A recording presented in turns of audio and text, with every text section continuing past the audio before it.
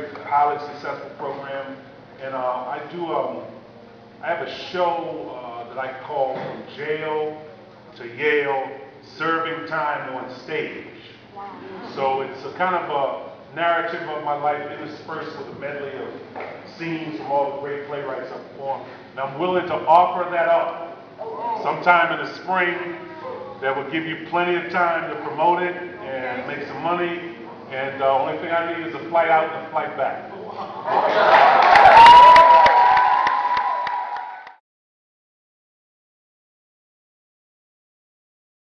On enhancing the lives of ex-offenders coming out of prison, workhouse, and jail.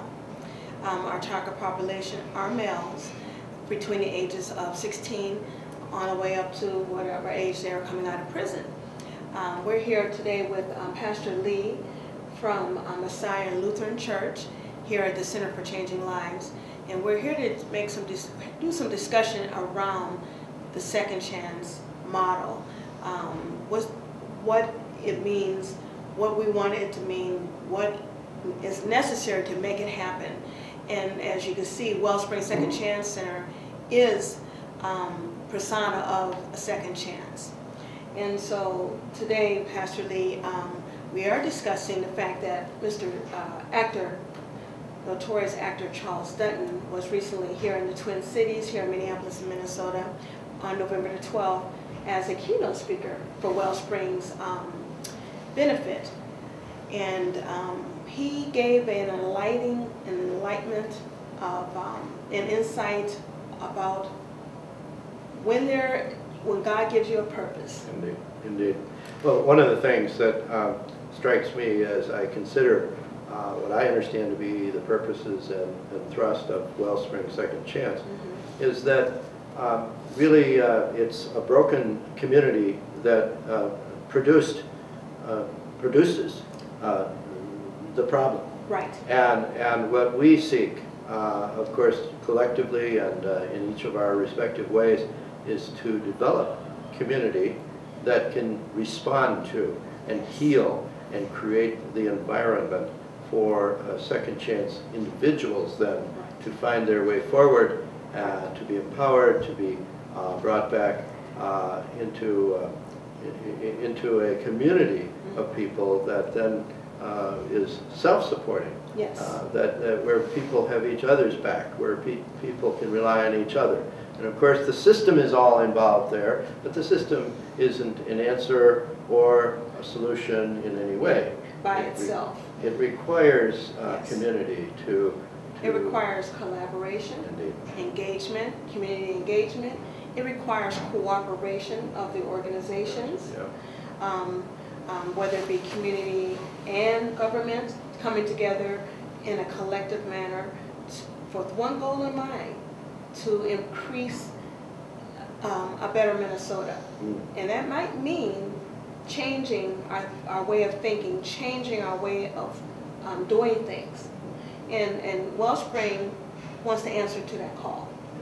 Okay? Like I said, Mr. Dutton was an extraordinary presenter on the fact that when given a second chance, you know, it's an opportunity. And you know what I mean? Yes, I do, and I think that to be blessed with some examples, really great examples of what can happen, right, is a very helpful thing, and it gives people confidence that maybe in big and small ways people can find their way forward, and they can't do that alone. No, they can't. They can't do that alone, and so we need to all own every part of the community. Yes. Part of the community is that which creates problems, and part of the community is that which responds to them. That is correct. But individuals that are caught in the middle of the milieu that is so broken, right, then need the whole community yes. to gather around them. And so the efforts and thrust of you know, Wellspring Second Chance, of the faith community, right, is powerfully important. Not only important, it's essential. It's essential and necessary. Wellspring hopes to provide an opportunity for ex-offenders, once they have made their transformation, once they have participated fully in our 9-month programming, intensive programming, housing, supportive housing program, soft skills, and chemical and mental and physical health programming. Once they successfully complete that, then they have the skill set to re-enter into society with the allotment and the cooperation of corporations who would hire them, with the intent to reintegrate them fully back into society as a law-abiding, self-sufficient, productive human beings. I think so. I think that's right, and I think that we're all growing. Yes. And so we can grow alongside of those who are growing into back into the culture and society from an incarcerated setting. Right. And we can find ways to make that happen. But I think that growth process requires a community that gathers around knowing that growth process is never done. Right. It's continual. That we need to walk alongside of each other ongoing. I mean, every day of my life, I need people walking alongside of me. And yes. So I think it is with individuals that are saying, oh, maybe there is a chance. Maybe right. there is a shot here for me to find a new way of thinking, a new way of being, and they can't do that in a vacuum. No, they can't. Well, no one's an island. That's right. I think if we say that no one's an island, that everybody needs support, help, guidance, that is exactly what Wellspring provides. What do you find in the well? You find hope, you find redemption, you find faith, you find wellness. You find a lot of things in a well. And that's why Wellspring wants to spring forth that effort and make it a tangible idea, a tangible, something that they can literally grab hold on and move forward. With living water being the essential element that's part of it all. Yes, it is. Yes. Yes, it is. And so one of the things that Wellspring is in the process of doing is bringing Charles Dutton back in for his play. From jail to Yale. He's planning to do a national tour, and that's something that we're looking forward to collaborating with Charles Dutton, actor Charles Dutton on. One of the things that I really am amazed at is that when given a second chance, which everybody deserves, you'll be surprised why you're given that second chance. I think it was It was destined for him to have a second chance at life, and just as he can be a mentor, a leader in this vein to help show that, yes, programs like Wellspring Second Chance Center is necessary. Programs like Wellspring Second Chance Center, without it, it leads to a dead end. We will provide the housing. We will provide everything that a person would need, along with cooperations of the faith community, cooperations from the corporations that will hire them, cooperations from the mental health providers, cooperation with the community as a whole. And Wellspring centers themselves in the community, and we encourage togetherness, inclusion and not exclusion. Well, I think so. I think that hope arises when they recognize that what is provided really starts within themselves. Yes. And that when they come alongside the rest of community, they're saying the community is just doing what they themselves, as part of community, will be expected to do. Provide for itself, themselves, and for others. Correct. And one of our the current needs of Wellspring Second Chance Center is we're trying to secure a couple properties, one for sex offenders, and then one for just offenders of other crimes. And why is it important to provide housing to persons that are re-entering to society? Because that is one of the largest obstacles facing an ex-offender as he re-enters into society.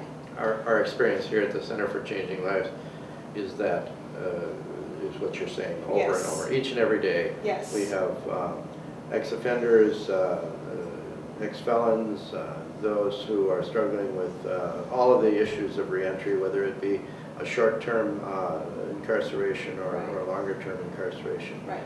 But stumbling forward, trying to get a hold of something, and it clearly means that we do it in tandem with those who are walking with them. Yes.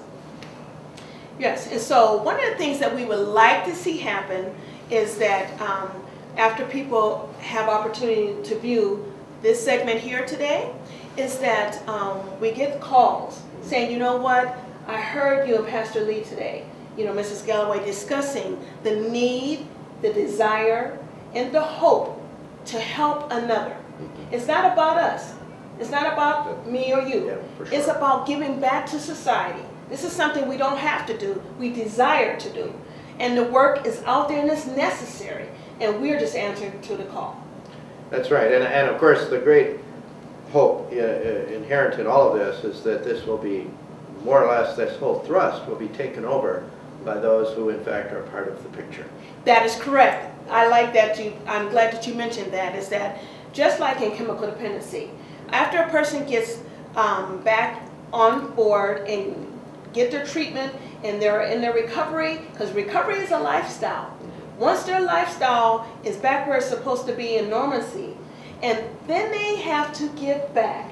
I'm a firm believer, even in the Wellspring Second Chance program, is that part of the programming, we do put a premium on community service. Giving back to what you took from, the same community you took from, give back. So once you get back on your feet, like Mr. Charles Dutton, after Charles Dutton did, he's now giving back to society. You know, and that is an expectation. That's right. And giving back happens when you're together with people. Yes. When you've separated yourself from people is when we begin to abuse one another. That's correct. And so it's so much easier to find a way to work together as community, Yes. when in fact you see each other as neighbor, as colleague, as friend, as sister and brother, Right. than to see each other as either a customer or the enemy, or somebody who is to be either feared or abused. Right. And one of the things that I want to also say is that we are offering the idea that we're going to do this with best practices in mind. We want to make sure that we're comprehensive. We want to make sure that we are attainable. We want to make sure that we're doing it with integrity. You know what I mean? Sure. And when you put those in the forefront and they lead and guide you in your services to the ex-offender, to the program and the services that we're providing, then it's assured to be successful. I think collaboration with other efforts that are specifically aimed Yes. at responding to the challenges of reentry folks Yes. is essential. I think finding ways to connect directly with the system as it spits out folks from incarceration, all of those things are part of the picture, and I for one, I'm looking forward to what Wellspring Second Chance is doing. I thank you for that. I'm saying that we're going to hope that things are getting ready to broadcast themselves and emerge as a catalyst, as a place of refuge for the ex-offender. And we're going to show that recidivism can be no longer. We can show that an ex-offender don't have to be viewed as an ex-offender, but a person in society as a productive citizen. So that's our thrust, and that's our goal. And I thank you today for joining us in this vein to discuss the ideas and the thoughts and the hopes and the dreams and the future of Wellspring Second Chance Center, Bishops of Men program. We thank you for joining us today. Lord be with us all. Yes.